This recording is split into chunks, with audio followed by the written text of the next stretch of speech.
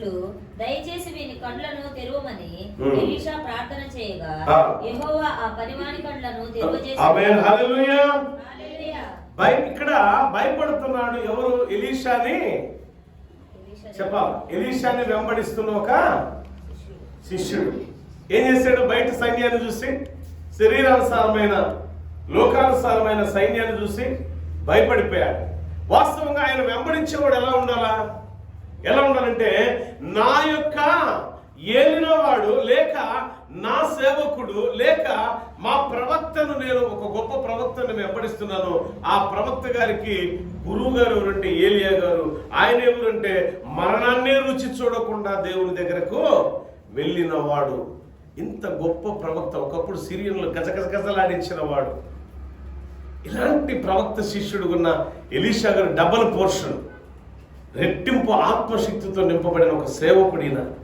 ఈయన వెంబడిస్తున్నాను, సో నాకేంటి భయం అనుకోవాల్సింది పోయి భయపడుతూ ధైర్యాన్ని కోల్పోయాడు. కీర్తనల గ్రంథంలో ఎందుకు ధైర్యాన్ని కోల్పోయాడు? బైబిల్లో ఓ మాట ఉంటుంది. కీర్తనల గ్రంథం 31వ అధ్యాయం 24వ వచనంలో ఓ మాట రాయబడి ఉంది. చూడండి, అక్కడ ఏం రాయబడిందో. కీర్తనల గ్రంథం 31వ అధ్యాయంలో 24వ వచనం ద్వారా, యెహోవా కొరకు కనిపెట్టువారులారా మీరందరూ ఏం చేయాలంటే మనసున వాడు ఏం కోల్పోయాడంటే శిష్యుడు ఏం కోల్పోయాడమ్మా? ధైర్యం కోల్పోయాడు. చాలా సమస్యలు కొన్ని చూడండి, మనల్ని మించిపోయిన బాధ, మనకు మించిపోయిన అప్పులు, మనకు మించిపోయిన సమస్య, మనకు మించి మనం తట్టుకోలేము, ఈ బాధ నుంచి మనం విడిపించే వాళ్ళు ఎవ్వరు లేరు అనుకున్న సమయంలో కూడా విశ్వాసం ఉండవలసినది ఏంటంటే తెలుసా? ధైర్యం ఉండాలి. ఏలియాను వెంబడించిన ఎలీషాలో ఉన్న ధైర్యం, ఎలీషాను వెంబడించిన ఆయన యొక్క శిష్యుడికి ఉండవలసింది ఏంటంటే ధైర్యం. బైబిల్ చెప్తుంది 31వ కీర్తనలో మనం చదువుకున్నాం కదా. ఇప్పుడు ఈ 24వ వచనంలో ఏం రాయబడి ఉంది? యెహోవా కొరకు. అంటే ఇతనేంటంటే ఎలీషాను వెంబడిస్తున్నాడే గాని దేవుని కొరకు కనిపెట్టేవాడిగా, దేవుని కార్యాల కోసం కనిపెట్టేవాడిగా లేడు. చాలా మంది క్రైస్తవ జీవితంలో మనం ఏం చేస్తామంటే, తప్పులు ఏం చేస్తామంటే, దేవుని కార్యం కోసం కనిపెట్టతాం, దెయ్యపు కార్యాల కోసం కనిపెడతాం. దేవుని కార్యాల కోసం కనిపెట్టే వ్యక్తులుగా మనం ఉంటే, నిజంగా యెహోవా కొరకు కనిపెట్టే వ్యక్తుల్లో మనం కూడా ఒకరిగా ఉంటే, ఎలీషా ఏ రీతిలో ఆ సైన్యాన్ని చూడబాక మన పక్షాన సైన్యాన్ని చూడు అనే ధైర్యంతో ఎలీషా ఉంటాడో, యెహోవా కొరకు కనిపెట్టే వారిలో మనం కూడా ఒకరిగా ఉంటే ఖచ్చితంగా అదే ధైర్యం మనం కలిగి ఉంటాం. ఆ ధైర్యం ఈరోజు మనకు లేదు అని అంటే అర్థం ఏంటంటే, కనిపెట్టడం చేత కాదు మనకి. ప్రార్థనా జీవితంలో, ఆత్మీయ జీవితంలో కనిపెట్టడం కోల్పోయారు చాలా మంది విశ్వాసులు ఈ రోజున. మన సంఘమే కాదు, లేక ఈ వాక్యాన్ని వీక్షిస్తున్న వారే కాదు, ప్రపంచంలో ఉన్న క్రైస్తవులందరికీ కూడా చెప్తున్న సందేశం ఏంటంటే, కనిపెట్టి ప్రార్థన చేసే జీవితాన్ని చాలా మంది కోల్పోయారు. దేనికోసం కనిపెట్టాలా? దేవుని మాట కోసం కనిపెట్టి ప్రార్థన చేయాలి. దేవుని వాక్కు కోసం కనిపెట్టి ప్రార్థన చేయాలి. ఒక అంశం ఎత్తి ప్రార్థన చేస్తున్నామంటే మనం మాట్లాడుకున్న మొట్టమొదట ఏలియా ఎలాంటి వాడంటే పట్టుదల కలిగిన, పోరాటము కలిగిన సేవకుడు, ధైర్యంతో నింపబడిన సేవకుడు. ఏంటైనా ధైర్యం అంటే, వర్షం ఆగమంటే ఆగింది, రమ్మంటే వచ్చింది, శత్రువులు కూలిపోవడు కాకంటే కూలిపోతారు, కాల్చివేయబడు కాకంటే కాల్చివేయబడతారు. అంత ధైర్యం ఉన్న సేవకుడు ఏలియా. ఆయన వెంబడించిన వాడు ఎలీషా. దానికంటే రెట్టింపు ఆత్మ కలిగిన వాడు. ఆయన వెంబడించేవాడు ఎలా ఉండాలా? ధైర్యాన్ని కోల్పోయేవాడిగా ఉండకూడదు. ఇక్కడ బైబిల్ చెప్తుంది కదా, నువ్వు ఎవరినైతే వెంబడిస్తున్నావో, ఏ సేవకుడిని వెంబడిస్తున్నావో, వాక్యాన్ని వీక్షిస్తున్న ప్రియ బిడ్డలారా ఒకసారి గమనించండి, వాక్యాన్ని వెంబడించండి. మీరు ఆ వాక్యం ఎవరి గురించి అయితే బోధ చేస్తుందో, ఆ బోధ చేసే క్రీస్తునాథుని వెంబడించే వ్యక్తులుగా మనం ఉంటే మనం ధైర్యాన్ని ఎప్పుడు కూడా కోల్పోమను. నిజంగా క్రీస్తుని వెంబడించేవారు, క్రీస్తు కోసం కనిపెట్టే వ్యక్తులుగా మనం ఉంటే ఎప్పుడు మన ధైర్యాన్ని కోల్పోం. మన ధైర్యమైన దేవుడు మనతో ఉంటే మనకెందుకండి భయం? ఉండాలా? భయం ఉండాలప్పుడు లేదు. చాలా మంది కోల్పోతున్న విషయాలు ఏంటంటే, ఆత్మీయ జీవితంలో ధైర్యాన్ని కోల్పోతున్నాం. ఏం కోల్పోతున్నాం? కనిపెట్టడం చేతకాటల్లా ధైర్యాన్ని కోల్పోతున్నాం. వచ్చే విపత్తును చూసి మనం భయపడిపోతున్నాం. చిన్న చిన్న సమస్యలను చూసి భయపడిపోతున్నాం. భయపడి కనిపెట్టడం చేతకుండా పోతుంది. మనకి కనిపెట్టడం చేతకట్ల, ప్రార్థన చేయడం చేతకట్ల, విధేయతగా నడుచుకోవడం చేతకట్ల, దేవుని వాక్యాన్ని అనుసరించడం చేతకట్ల. నేను చెప్పిన మొట్టమొదటే ఈ వాక్యాన్ని ప్రారంభంలో మొట్టమొదట లేవగానే మనం ఏం చేస్తాం? మన యొక్క పనుల్లో నిమగ్నమైపోతాం. బట్ ఏలియా ఏం చేసేవాడు? ఉదయం లేవగానే ఎక్కడికి వెళ్ళేవాడు అంటే దేవుని సన్నిధికి పరిగెత్తేవాడు. వెంటనే మోకరించేవాడు, ప్రార్థన చేసేవాడు, దేవునితో అడిగేవాడు. ఆ దిన పరిచర్య ఏం చేయాలో దేవుణ్ణి అడిగి ప్రారంభించేవాడు. అంటే కనిపెట్టి ప్రార్థన చేస్తూ ప్రారంభించేవాడు తన జీవితాన్ని. తన ఆ రోజు లేవగానే ఏం చేసేవాడంటే ఎలీషా నేర్చుకుంది ఏలియా దగ్గర అంటే కనిపెట్టి ప్రార్థన చేయడం నేర్చుకున్నాడు. ఎలీషా నేర్చుకున్నాడు ఏలియా దగ్గర. ఏమి నేర్చుకున్నాడు అని అంటే, ఒకటి కనిపెట్టి ప్రార్థన చేయడం, రెండు ధైర్యంగా బ్రతకడం నేర్చుకున్నాడు. పిరికోళ్ళ పారిపోవడం నేర్చుకోవాలా. మరి మనం ఏం నేర్చుకుంటున్నాం? దేవుని సన్నిధిలో మనం యేసును నమ్మిన మనం, యేసు యందు విశ్వాసం ఉంచి మనం, యేసు సజీవుడని నమ్మిన మనం, యేసు నామమున బాప్తిసం తీసుకున్న మనం, విశ్వాస సమూహంలో విశ్వాస గుంపులో దేవుని ఆరాధించే మనం ఏమి నేర్చుకుంటున్నాం, ఏం కోల్పోతున్నాం జ్ఞాపకం చేసుకోండి. మనం ఎలా ఉంటున్నాం? భక్తి గల జీవితంలో ఎదగవలసిన వారమై ఉండగా భక్తిహీనత కలిగిన జీవితంలోనికి మనం దిగజారిపోతున్నాం దినదినం కూడా. దేవుడు చూస్తున్నాడు. బిడ్డలారా జ్ఞాపకం చేసుకోండి, చాలా ప్రమాదం ముంచుకొచ్చింది దేవుని నుంచి దూరం అయితే మనం. ఎలాంటి ప్రమాదం ముంచుకొచ్చిందో తెలుసా? ఇలాంటి ప్రమాదం ఇప్పుడు చదువుకున్న మనం వేల మంది సైన్యాన్ని చూసి భయభ్రాంతులు గురి, అయ్యో నా ఏళ్ళు వాడు ఇంకేముంది చచ్చండ్రా బాబు అన్నట్టు వాడు ఎంత ఏడుస్తూ పరిగెత్తాడు, ఎంత భయపడుతూ పరిగెత్తాడో సైన్యాన్ని చూసి. యేసు లేకపోతే నీ జీవితంలో నీ బ్రతుకంతా భయమే. యేసుని కలిగిన జీవితంలో ధైర్యంతో ముందు అడుగు వేస్తాడు. యేసు లేకపోతే చిన్న సమస్య వస్తే నువ్వు బతకలేవు. అంటే యేసు ఉంటే అదే మన ధైర్యం. చాలా సందర్భాల్లో నేను కొన్ని విషయాలు నా వ్యక్తిగతాన్ని చెప్తా, ఒక్క మాట చెప్తాను నేను మీకు. చాలా సందర్భాల్లో నేను దేవుళ్ళకి వచ్చి ఆయన పరిచర్యలో అడుగు పెట్టిన దగ్గర నుంచి ఎన్నోసార్లు కృషించిపోయిన దినాలు ఉన్నాయి. కొన్ని సమస్యలకి సమస్య వచ్చిందని క్రీస్తుని వదిలిపెట్టి పారిపోలా నేను. సమస్య వచ్చిందని కనిపెట్టడం మానివేళ నేను. సమస్య వచ్చిందని ప్రార్థన చేయడం మానివేళ. సమస్య వచ్చిందని క్రైస్తవుడు ప్రార్థన చేయడం మానబాక. సమస్య వచ్చిందని కనిపెట్టి ప్రార్థన చేయడం మానబాక. ధైర్యాన్ని కోల్పోబాక. నీ ధైర్యమై ఉన్న దేవుడు నిన్ను బలపరచడం సిద్ధంగా ఉన్నాడు. నిన్నెప్పుడు కూడా హీనమైన స్థితిలో దేవుడు చూడటం లేపుతాడు. ఎవ్వరు అందుకోలేనంత ఎత్తుకు లేపుతాడు దేవుడు నిన్ను. అయితే మనలో ఏముండాలా? కనిపెట్టి ప్రార్థన చేస్తే మనసు మనకు ఉండాలి. ధైర్యంగా ఉండే మనసు మనలో ఉండాలి. ఇప్పుడు కనిపెట్టి ప్రార్థన చేస్తున్నాడు లోపల ఎవరు? ఎలీషా. పనివాడు ఎక్కడున్నాడు? బయటకు వచ్చినాడు. పొద్దున్న లేచి ఏం చేశాడు? తొందరగా లేచాయినా ఎక్కడికి వచ్చాడు? పనివాడు ఎక్కడికి వచ్చాడు? బయటకు వచ్చాడు. బట్ ఎలీషా దేవుని పాదాల దగ్గర ఉన్నాడు. ఎలీషా దేవుని పాదాల దగ్గర ఉన్నాడు. కనిపెట్టి ప్రార్థన చేస్తున్నాడు. ఈ కనిపెట్టి ప్రార్థన చేసేవాడికి కనబడుతుంది ఏంటి తెలుసా? అగ్ని రథాలతో కూడుకున్న పరలోకపు సైన్య సమూహం ఆ పర్వతం చుట్టూ మోహరించి ఉన్నది. బట్ కనిపెట్టి ప్రార్థన చేయకుండా పెద్దలుగానే లోకాన్ని చూసేవాడికి ఏం కనపడింది తెలుసా? లోకములో ఉన్న సైన్యం కనపడితే కనిపెట్టి ప్రార్థన చేసేవాడికి ఏం కనపడింది అంటే పరలోకపు సైన్యం కనపడింది. ఇక్కడ జ్ఞాపకం చేసుకోవాలి మీరు. కనిపెట్టి ప్రార్థన చేస్తే ఆత్మానుసారమైన ఆశీర్వాదాలు కనపడతాయి. కనిపెట్టి ప్రార్థన చేయలేని జీవితానికి లోకంలో ఉన్న భయమే దగ్గరైపోతుంది. ఇప్పుడు మనం ఏం చేయాలి? ఇప్పుడు మన ఆత్మీయ జీవితంలో మనం ఏం చేయాలి? ఇప్పుడు ఏమి నేర్చుకోవాలి? ఇప్పుడు మనం కనిపెట్టి ప్రార్థన చేయాలి. కనిపెట్టి ప్రార్థన చేయాలి. దేనికోసం కనిపెట్టాలా? దేవుడు ఎటు నుంచి మూటలు ఎత్తాడా? ఎటు నుంచి నగలెత్తాడా? ఎటు నుంచి ఆస్తిస్తాడా? ఇదే కదా మనం కనిపెట్టాల్సిందే. మన అవసరతకు ఏది అవసరమో ఆ అవసరం తీర్చే దేవుని కోసం కనిపెట్టాలి. ఆహారం అవసరమా? ఖచ్చితంగా ఇస్తాడు. వస్త్రహీనులుగా ఉన్నామా? దేవుడు ఖచ్చితంగా చూస్తాడు. భయపడకూడదు. ఇక్కడ చూడండి, ఈ 24వ వచనం, యెహోవా కొరకు కనిపెట్టువారులారా మీరందరూ మనసును ఏం చేసుకోవాలి? మనం ధైర్యం వహించి నిబ్బరంగా ఏ విషయంలో ఎలాంటి విషయాలు వచ్చినా సరే, డేవిడ్ అన్న, ఎలాంటి సమస్య వచ్చినా సరే ఏం చేయాలి మనం? ఎలా ఉండాలి మనం? దేవుని పిల్లలు ఎలా ఉండాలా? ధైర్యం ఉండాలి.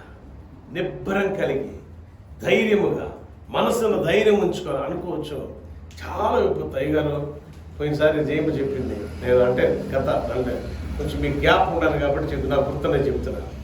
చాలా బాధగా ఉంది అమ్మాయి విషయం అని చెప్పింది. కానీ ప్రభు ఏం మాట ఇచ్చాడు? నవంబర్ కదా, ప్రభు ఏం మాట ఇచ్చాడు? ఖచ్చితంగా బిడ్డను బాగు చేస్తాడు, ఇక్కడ తీసుకొచ్చాడు. దేవుని స్తోత్రం. అంటే అప్పుడు ఎంత భయపడ్డాం మనం? దేన్ని చూసి భయపడ్డాం? లోకములో జరగబోతున్న పరిస్థితులు బిడ్డల పట్ల లోకంలో జరగబోతున్న కార్యాలను చూసి మనం భయపడ్డాం. బట్ దేవుడు ఏమన్నా చూస్తా, నిబ్బరము కలిగి ధైర్యముగా ఉండు బిడ్డ. ఇప్పుడు ఎవరి మాట నెరవేరింది?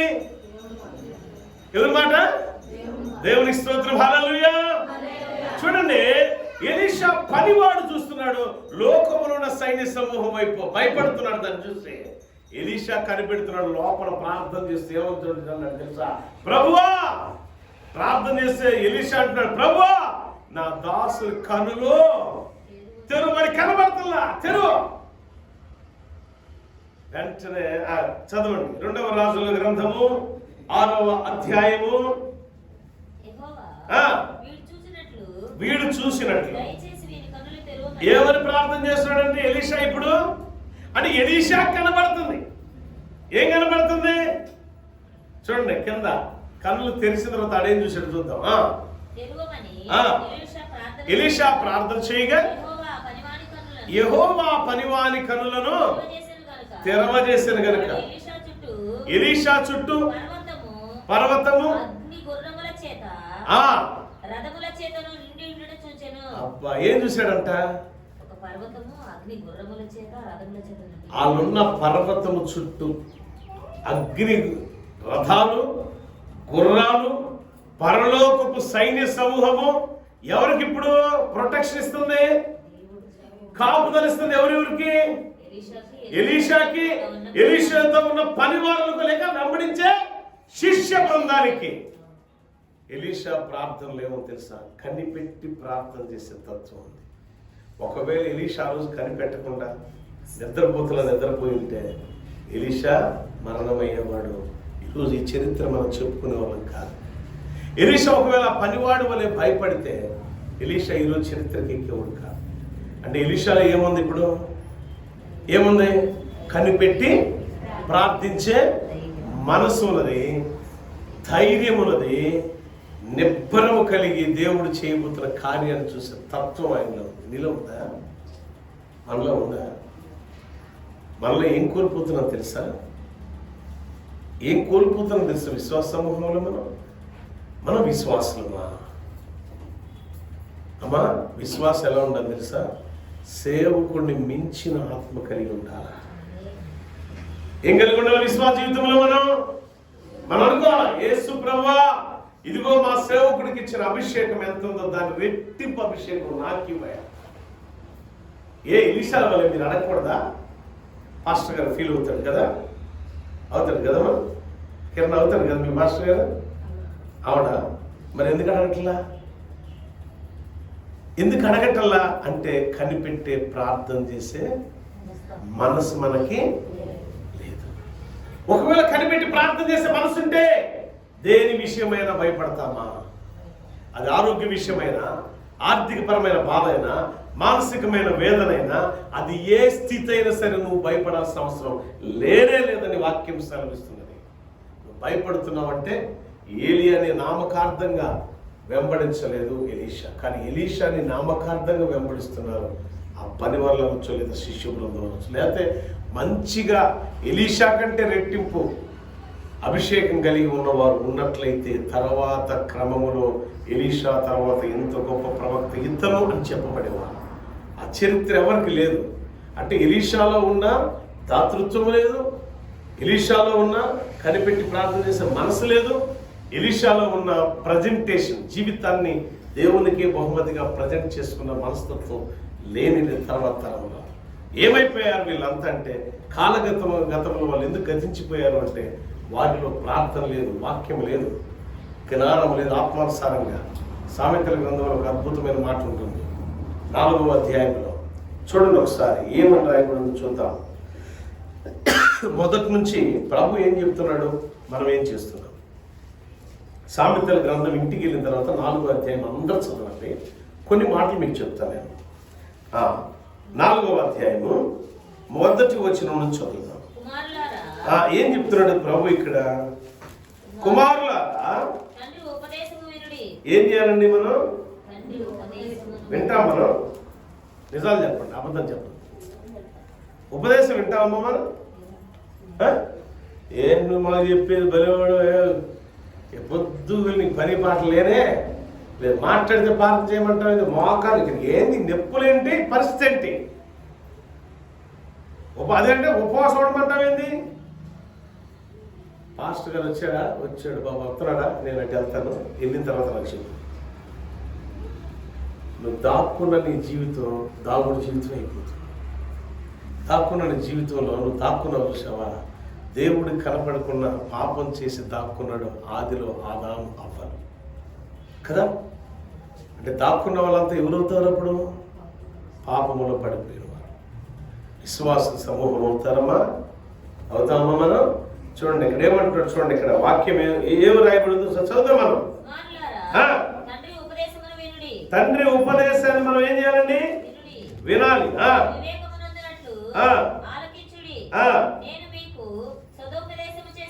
నేను మీకు సదుపదేశమును చేసేదను, నా బోధ త్రోసివేయకుడి. అంటే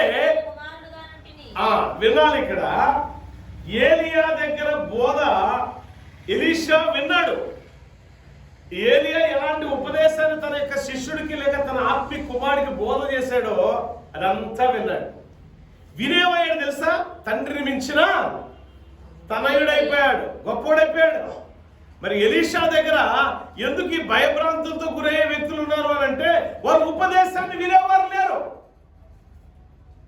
ఉన్నవారిలో ఉపదేశాన్ని వినరు, వాక్యాన్ని వినే మనసు వారికి లేనే, గ్రహించే తత్వం వారికి లేనే లేదు. వాక్యం సెలవిస్తుంది. మార్కు సువార్త చూడండి ఒకసారి. మార్కు సువార్తలో అదేవిధంగా యెషయా గ్రంథములో రాయబడిన ఒక మాట ఉంది చూడండి. అక్కడ ఏముంటుంది తెలుసా? మార్కు సువార్త 7వ అధ్యాయము 6-7 వచనాలు మన కొరకు పొందుపరచబడి. ఏముందిరా బాబు, ఎందుకు వింటలేదురా వాక్యాన్ని మనం, ఎందుకు గ్రహించట్లేదురా వాక్యాన్ని మనం, వాక్యాన్ని ఎందుకు మనం త్రోసివేస్తున్నామంటే మనం ఎలా ఉన్నామో ఈ వాక్యం చెప్తుంది. యేసు ప్రభువు ఈ మాట చెప్తున్నా, నేను కాదమ్మా చెప్తుంది. ఈ మాట ఎవరు చెప్తున్నారు తెలుసా? యేసు క్రీస్తు ప్రభు అని చెప్తున్నారు. ఏమని చెప్తున్నారు?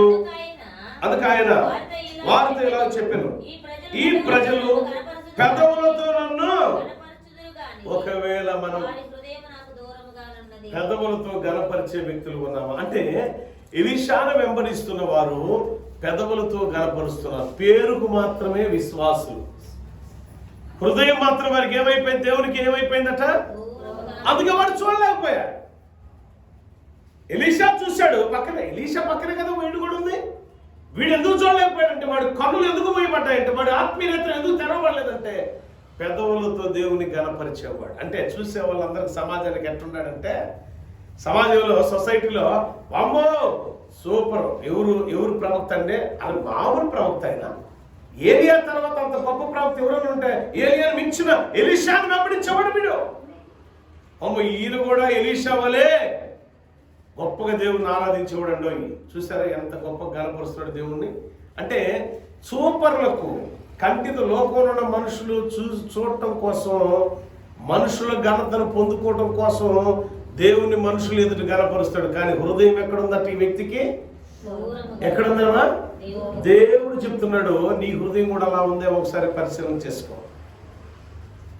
నువ్వు ధైర్యాన్ని కోల్పోతున్నావంటే, దేవుని యొక్క అద్భుత కార్యాలు రుచి చూడకుండా దేవునికి నువ్వు దూరం అవుతున్నావంటే, ఒక విశ్వాసి అయ్యుండి యేసునామములో బాప్తిసం తీసుకొని క్రీస్తుకు మాటిచ్చి కడ వరకు నీలో నమ్మకంగా బ్రతుకుతానని చెప్పి మనం క్రీస్తుకి దూరం అయిపోతూ పేరుకి పెదవులతో దేవుని గణపరిచే వ్యక్తులుగా మనం ఉన్నామంటే దేవుడు ఎంత దుఃఖపడుతున్నాడు తెలుసా మన గురించి, ఆయన ఎంతగా చింతించుచున్నాడు తెలుసా. ఆయన చింత యావత్తు మీ మీద అని బైబిల్ చెప్తుంది.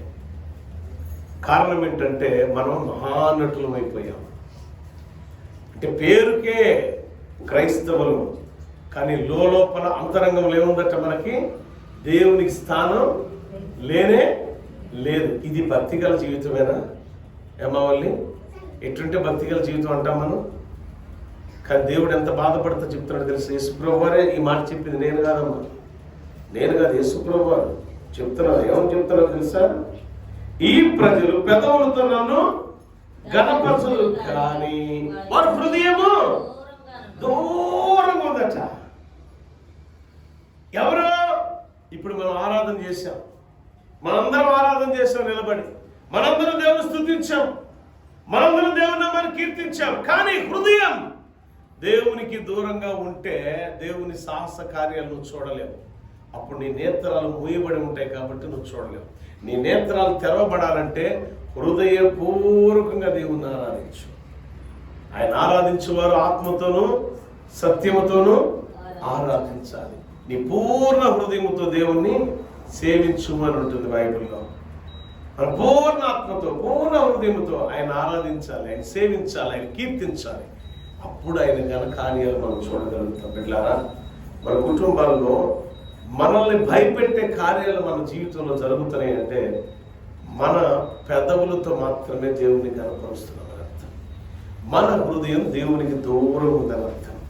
రెండో మాట రాయబడింది కింద, వారు మానవులు కల్పించిన పద్ధతులు దేవోపదేశములని బోధించుచు నన్ను వ్యర్థముగా ఆరాధించున్నారు. మానవులు కల్పించున్న పద్ధతులట, దేవుడు కల్పించింది కాదు ఇవి, మానవులు కల్పించి. ఎందుకు నేత్రాలు మూయబడ్డాయంటే దాసుడి నేత్రాలు, కారణం ఇదే. వాడు మనుషులు, లోకంలో మనుషులు ఏదైతే చెప్తారో వాటిని ఆ బేసిక్ లో వాడు నడుస్తున్నాడు. తన యజమానుడైన ఎలీషాతో కదా నడుస్తుంది. ప్రవక్తమైన జీవించడానికి ఇష్టపడతలా, పరిశుద్ధమైన జీవితాన్ని జీవించడానికి ఇష్టపడతలా. అప్పుడు అంటున్నాడు, ప్రభువా, ప్రార్థన చేస్తున్నాడు ఎలీషా, ఈ నేత్రాలు మూయబడిన ఈ నేత్రాలు తెరవబడు గాక, మూయబడిన ఈ నేత్రాలు తెరవబడును గాక, మూయబడిన ఈ నేత్రాలు తెరవబడును గాక. తెరువు నాయన. దేవుడు వెంటనే నా నేత్రాలు తెరవగానే వాడు ఏం చూశాడు తెలుసా? జీవితంలో ఎప్పుడు చూడని ఒక అద్భుతాన్ని చూశాడు వాడు. ఆత్మానుసారమైన నేత్రం మనం ఎప్పుడైతే తెరవబడుతుందో అప్పుడు అద్భుతాన్ని ఖచ్చితంగా మనం చూస్తాం. ఇది బైబిల్ చెప్తున్న సత్యం. ఇదే మాట ఇప్పుడు మనం చదువుకున్నాం చూసారా? ఈ ప్రజలు పెదవులతో నన్ను ఘనపరచుదురు కానీ వారి హృదయం నాకు దూరం ఉందని. ఇది యెషయా ప్రవక్త ద్వారా 29:13 కూడా రాయబడి ఉన్నది. 29:13 ఏం రాయబడిందో చూడండి. అదే విధంగా అపోస్తల కార్యాల గ్రంథం ఆఖరి అధ్యాయంలో కూడా రాయబడి ఉంటుంది ఇదే మాట. ఎలా సెలవిచ్చినాడు చెప్పమ్మా? నోటి మాటతోనే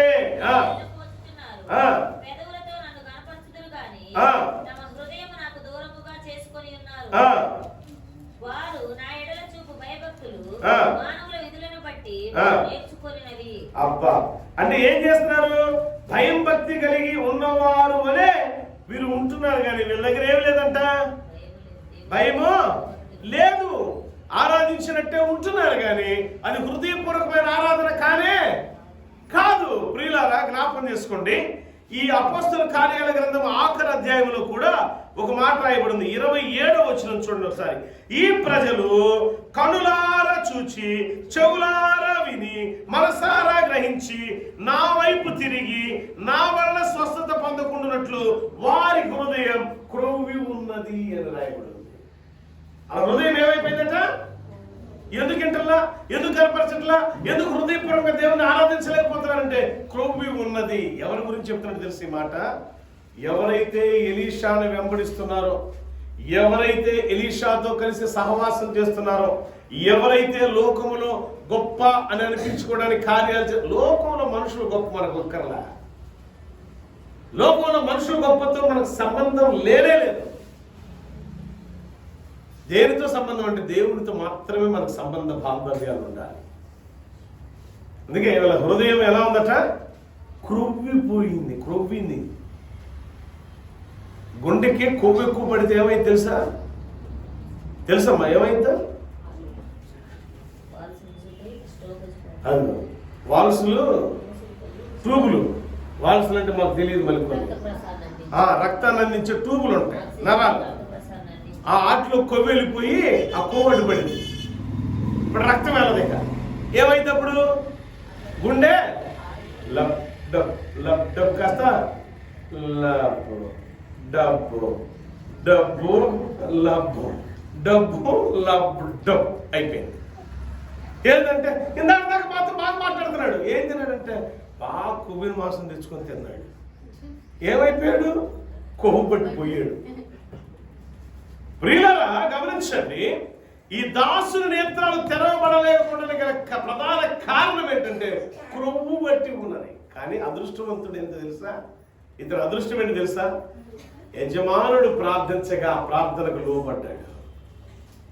వెంటనే అక్కడే ఉన్నాడు దాసుడు.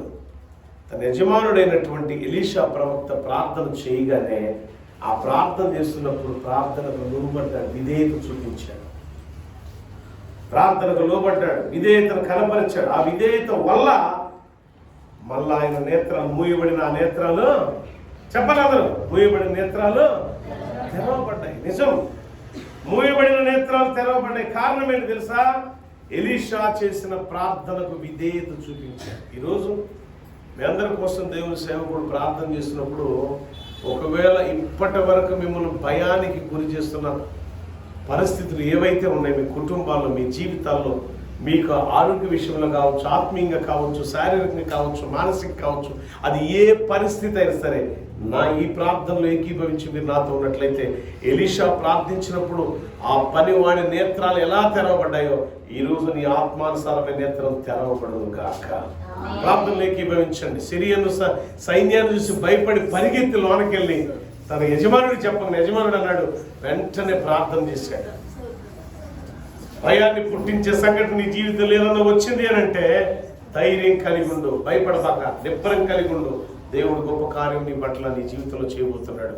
విశ్వాసంతో మోకరిద్దాం, విశ్వాసంతో ప్రభువుని అడుగుదాం. అయ్యా, నేను ధైర్యాన్ని కోల్పోతున్నాను, నా విశ్వాస జీవితం అవిశ్వాసం వల్లే ప్రవర్తన కలిగిన జీవితంగా మారిపోయింది, నన్ను మన్నించండి అయ్యా, నన్ను క్షమించండి అయ్యా. నీతో కమిట్మెంట్, నామకార్థ భక్తి గల జీవితం, వేషధారణ కలిగిన భక్తి గల జీవితం, లోకంలో మనుషులను గొప్ప భక్తుడని చెప్పుకోవడం కోసం అయ్యా వేషధారణ కలిగిన జీవితం నేను జీవిస్తున్నానా, నన్ను క్షమించండి అయ్యా.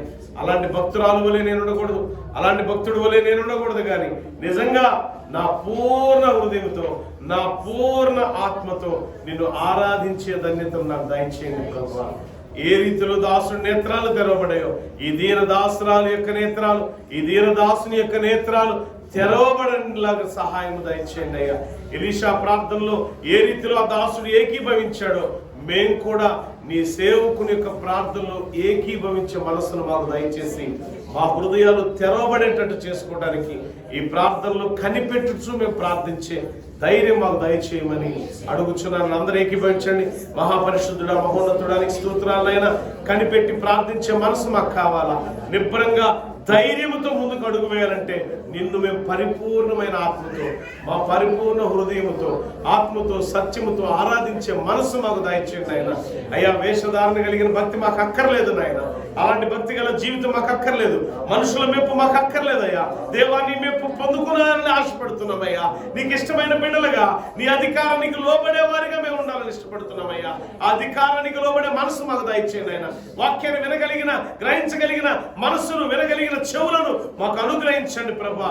అయ్యా, ఒక చెవుతో విని ఒక చెవుతో వదిలేసే మనసు మాకు వద్దు ప్రభా. మా హృదయంలో వాక్యానికి చోటు ఇవ్వాలి, మా హృదయంలో ప్రార్థన జీవితానికి చోటు ఇవ్వాలి, మా హృదయంలో యేసు నీకు మాత్రమే చోటు ఇవ్వాలి ప్రభా. లోకానుసారమైన వాటికి దేనికి మేము చోటు ఇవ్వకూడదు ఆయన. సహాయం దయచి మా వ్యాధులు, మా బాధలు, మాకున్న సమస్యలు కారణం మా భక్తిహీనతే ప్రభువా. మమ్మల్ని క్షమించండి. ఆర్థికంగా లేవనెత్తండి, ఆత్మీయంగా లేవనెత్తండి, శారీరకంగా బలపరచండి, మంచి ఆరోగ్యాల బిడ్డలకు దయచేయండి. ఈ వాక్యాన్ని వీక్షిస్తున్న బిడ్డలు, వివాహం జరగిన వారికి వివాహం జరిపించండి, ఆరోగ్యం లేని వారికి ఆరోగ్యం దయచేయి, ఉద్యోగం లేని వారికి ఉద్యోగం దయచేయి, సస్పెండ్ అయిన వారికి ప్రభువా అయా ఇదిగో తండ్రి మరలా ఉద్యోగమును దయచేసి నీ యందు భయభక్తులు కలిగి జీవించే మనసును దయచేయండి నాయన. ఆస్తి వివాదాలు, రకరకాల సమస్యలతో ఉన్నవారు ఉన్నారు. ప్రతి బిడ్డను మీరు జ్ఞాపకం చేసుకుని దీవించి ఆశ్రయించండి ప్రభా. నీ కృపాక్షేమాల్లో వర్ధిల్ల చేయి అయా. వివాహం జరగక, చదువులకు డబ్బులు లేక అయా, రకరకాలుగా మానసిక క్షోభిల్లుతున్న బిడ్డలు ఉన్నారు తండ్రి. వారికి ధైర్యం నీవై నడిపించండి, సహాయం దయచేయమని యేసునామములో అడుగుచున్నాను తండ్రి. ఆమేన్. God bless you all. దేవుడు మిమ్మల్ని, మీ కుటుంబాలను దీవించును గాక. మీరు కూడా ఈ వాక్యాన్ని విన్న మీరు ఆత్మీయంగా బలపరచబడ్డారని నేను నమ్ముచున్నాను. ఎందుకంటే నామకార్థ భక్తి గల జీవితాలు మాకు వద్దు, కానీ నిజమైన భక్తి గల జీవితం కావాలని ఎవరైతే అనుకున్నారో ఖచ్చితంగా ఆ భక్తి గల జీవితంలో ఉన్న వారికి అద్భుత కార్యాలు విన్నంటే ఉంటాయి. ప్రతి ఒక్కరి ఆత్మీయ నేత్రం తెరవబడును కాక. మన ఆత్మ నేత్రం తెరవబడాలంటే వాక్యాన్ని వినాలి. మన ఆత్మ నేత్రం తెరవబడాలంటే మనం కనిపెట్టి ప్రార్థన చేయాలి. ఆత్మీయ నేత్రం తెరవబడిన వారు ధైర్యంతో, నిబ్బరంతో అడుగులు వేస్తారు, ఆశీర్వాదాలు పొందుకుంటారు. God bless you all.